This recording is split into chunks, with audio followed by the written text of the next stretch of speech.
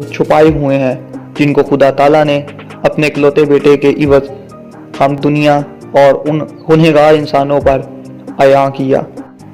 کانٹوں کا تاج کیوں یسوع مسیح کے سر پر رکھا گیا؟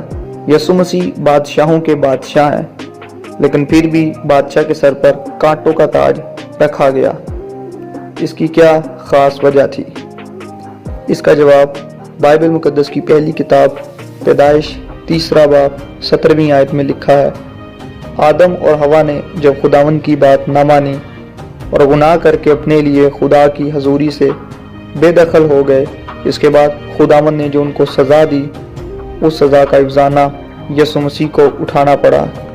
17 آیت میں خداوند نے آدم سے کہا، چونکہ تو نے اپنی بیوی کی بات مانی اور اس درخت کا پھل کھایا جس کی بابت میں نے تجھے حکم دیا تھا کہ اسے نہ کھانا، اس لیے زمین تیرے سبب سے لعنتی ہوئی۔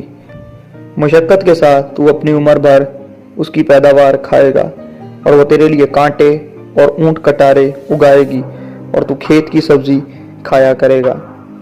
نافرمانی کی وجہ سے ساری انسانیت میں حکم عدولی کا بیج پیوست ہو چکا تھا، اور خداوند نے آدم کو لعنت دی جو کہ کانٹوں کی صورت میں زمین اس کو مہیا کرے گی، لیکن یسوع مسیح نے اس لعنت کو اپنے سر ہماری خاطر لیا تاکہ ہم زمینی پیداوار کی لعنت سے بچنے والے بن سکیں۔